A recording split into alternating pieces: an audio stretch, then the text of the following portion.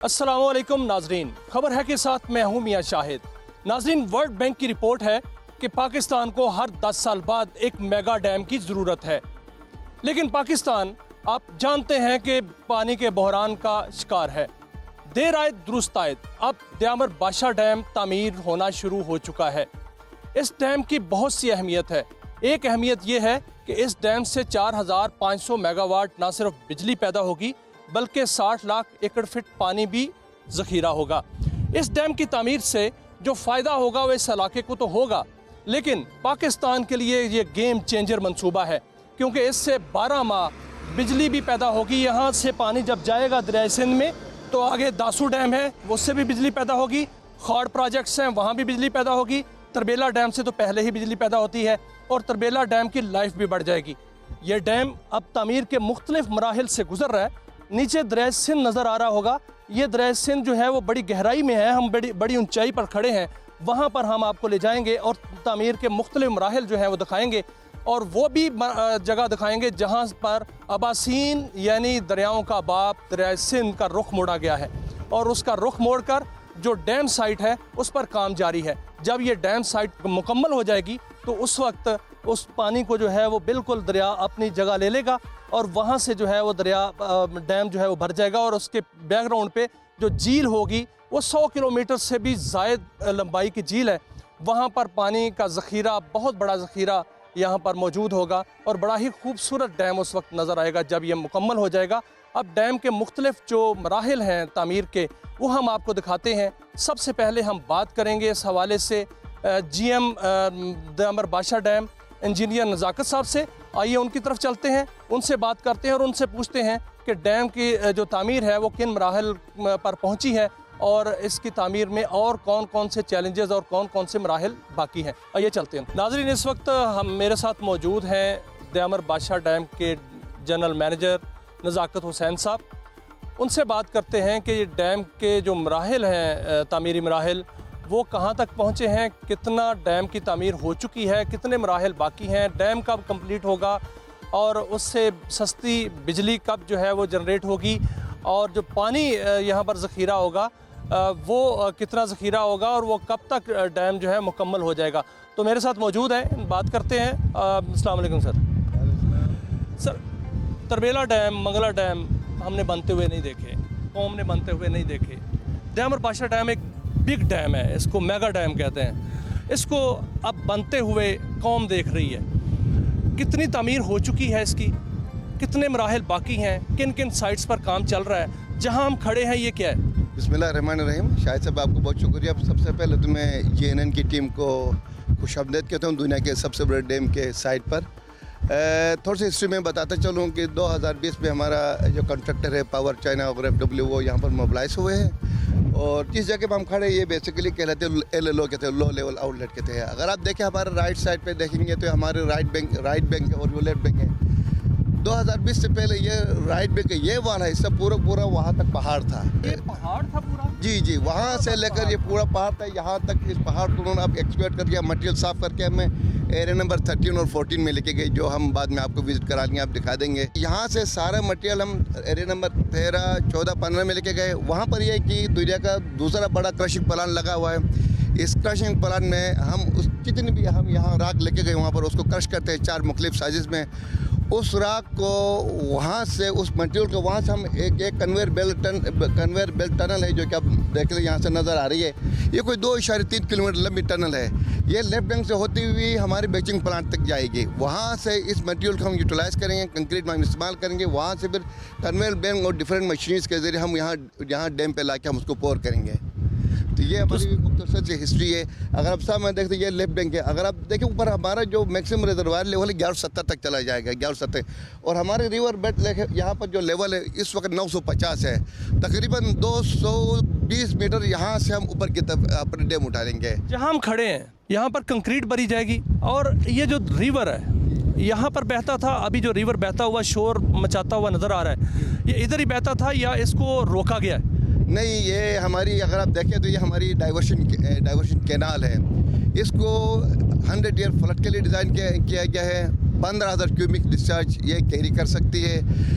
पहले हमारा जो इंडस्ट्री वर्क का जो पाथ था वहाँ से जा रहा था और ये हमारा पुराना पाथ है, अब वो बिल्कुल ख़त्म हो चुका है। वहाँ से सारा पानी यहाँ से जा रहा है, क्योंकि अब उस पाथ में हम अभी डैम की पिट की इस वक्त एक्सकवेशन हो रही है।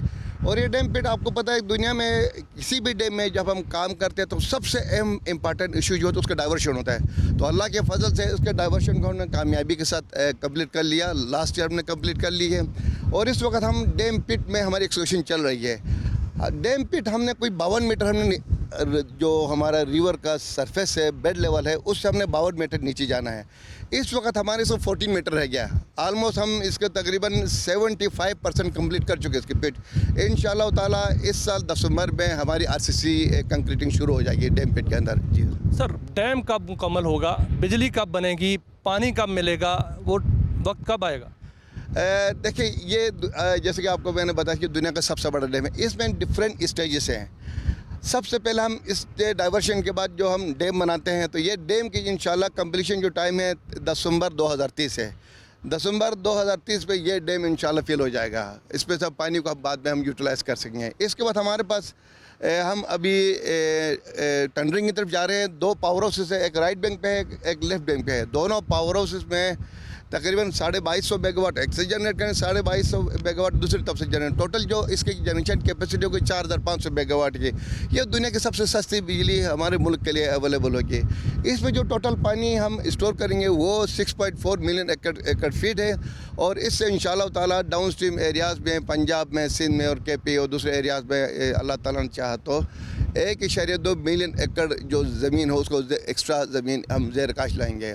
इसके अलावा इस डैम से तकरीबन साल में 22 नहीं बल्कि 18 अरब यूनिट हम जनरेट करेंगे डायरेक्ट डैम से। इसके अलावा 9 अरब हम एडिशनल यूनिट जनरेट करेंगे, क्योंकि इस डैम से जब हम पानी रिलीज़ करते हैं तो ये पानी यहाँ से गुजरेगा दासू से, तरबेल से, चश्मा से, जिन्ना से। तो ये डाउन स्ट्रीम जो रिलीज होंगे उससे एक्स्ट्रा हम 9 अरब बिजली के यूनिट जनरेट कर सकें, जो कि हम एक और डैम बनाएं इस उससे हम हासिल कर सकते हैं। इसके सबसे बड़े फ़ायदे ये है।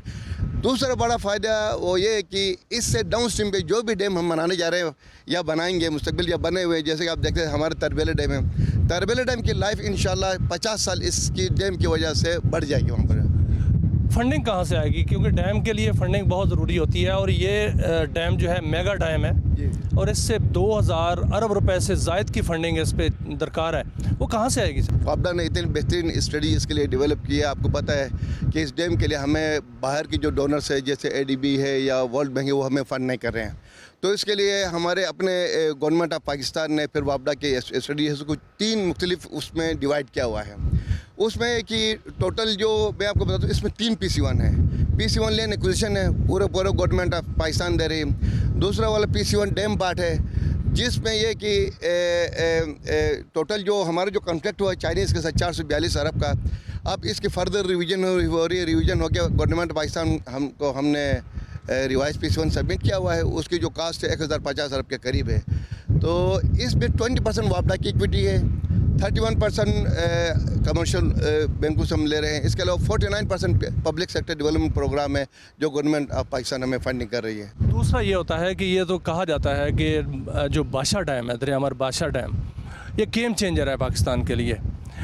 क्या फ़ायदे हासिल होंगे इस इलाके के लिए, क्या फ़ायदे हासिल होंगे इस इलाके की डेवलपमेंट के लिए, इस इलाके की किस्मत के लिए?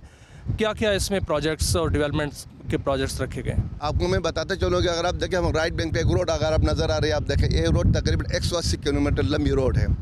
आप जानते हैं कि हमेशा डिस्टर्ब एरिया रहा है। थोड़ी सी बारिश होती है तो के जो है डिस्टर्ब होता है और लोग यहाँ पर हज़ारों लोग बल सड़कों पे खड़े हो जाते हैं 2-3 दिन तक। तो इस डैम के बनने से इलाके में इनकलाबी जो डेवलपमेंट है वो शुरू हो गई है। शुरू इंशाल्लाह मज़ीद आप देख लेंगे हम कितना काम करने जा रहे हैं।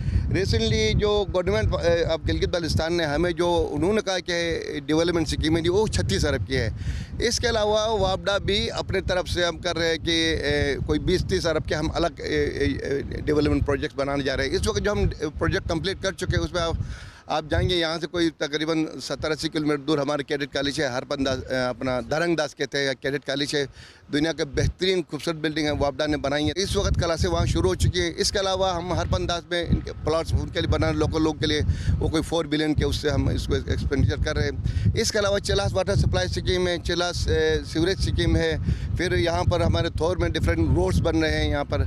तो टोटल तकरीबन 70-80 बिलियन के करीब यहाँ पर हम खर्च कर रहे हैं इस एरिया के डेवलपमेंट के लिए, जिसकी वजह से हम एक्सपेक्ट करते हैं कि अगले 9-10 साल में आपको दियाबर बिल्कुल चेंज नज़र आएगा इंशाल्लाह ताला। यहाँ पर जितनी हम इस डैम के बनने से जितनी टूरिज़्म आप देख लेंगे डेवलप होंगे सर, क्योंकि ये इस झील की जो लंबाई है 105 किलोमीटर है। यहाँ से अपस्ट्रीम पर यहाँ पर आप देखेंगे तो पहले बिल्कुल मछली जो है बिल्कुल ना उनके पास, लेकिन जब डैम डेवलप होगा, रिजर्वायर बनेगा तो यहाँ पर इतनी मछली होगी यहाँ से पूरे इंशाल्लाह ताला पूरे पाकिस्तान के लोग एक्सपोर्ट कर सकेंगे। इसके अलावा साथ साथ मैंने आपको बताया चिलास वाला एरिया पूरा ऑलमोस्ट पूरे एरिया ये कमर्शलाइज होने जा रहे हैं। आप देख लें कि यहाँ पर इस वक्त जो हमारी रोड जो बन रही है इस वक्त ये है कोई 30 फुट हमारी विड्थ बहुत बड़ी रोड है। और चेयरमैन साहब ने इंस्ट्रक्शन किए, हमने कंट्रैक्टर्स को कि जगह जगह जिस तरह हमारे मोटरवे पे रेस्ट एरियाज है, इस तरह इन पहाड़ी एरियाज में डिफरेंट लोकेशन पे रेस्ट एरियाज बनाएं, ताकि आज से 10-15 साल बाद जितनी ट्रैफिक इधर से आनी है इतनी ट्रैफिक हमारे राइट बैंक से भी चलेगी।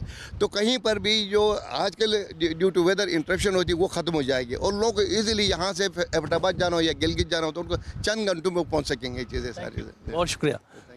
नाज़रीन, हमारे साथ मौजूद थे नज़ाकत हुसैन साहब, जनरल मैनेजर दयामर बादशाह डैम। उन्होंने बड़ी हैरानकुन बातें भी बताई हैं और बड़ी खुशखबरी भी सुनाई है कि जब ये डैम बनेगा तो इस इलाके की नहीं पूरे पाकिस्तान की किस्मत बदल जाएगी। और यहाँ पर जो पानी ज़ख़ीरा होगा उससे जो बिजली तो पैदा यहाँ भी होगी 4500 मेगावाट, लेकिन उससे बाद जितने भी डाउन स्ट्रीम में जितने प्रोजेक्ट्स हैं उनमें भी बिजली 12 माह पैदा होगी। ये जो इलाका है जहाँ हम खड़े हैं ये तो डैम का इलाका है जहाँ पर बंद बांधा जाएगा। इसके पीछे इस बैक साइड पे जो यहाँ नज़र आ रहा है आपको पूरा एरिया, ये झील होगी और ये झील 105 किलोमीटर की झील होगी।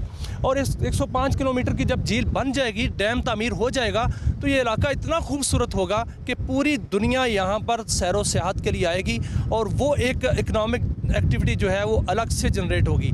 और ये डैम जब बनेगा तो उस वक्त पाकिस्तान के जो पानी के मसाइल हैं वो भी ख़त्म हो जाएंगे, बिजली के जो बहरान है वो भी ख़त्म हो जाएगा। जहाँ हम खड़े हैं ख़ास बात यह है कि ये आप गहराई का अंदाज़ा करें, जहाँ हम खड़े हैं इससे ऊपर आप अंदाज़ा करेंगे वो जो बिजली के खंभे नज़र आ रहे हैं वहाँ पर जो है वो कुराकरम हाईवे दोबारा जो है तामीर की गई है, वहाँ से गाड़ियाँ जो हैं वो गुज़र रही हैं और वहाँ से लेकर यहाँ तक इतनी गहराई में जो है वो पानी ही पानी होगा। और यहाँ से जो कंक्रीट का एक डैम बनाया जाएगा ये भरा जाएगा पूरा, क्योंकि हमने तरबेला और पहले जो मैंने बात की और मंगला हमने बनते हुए नहीं देखे, ये हम बनते हुआ देख रहे हैं कि डैम कैसे बनता है। जब ये बन जाएगा तो ये खूबसूरत शाहकार बनेगा।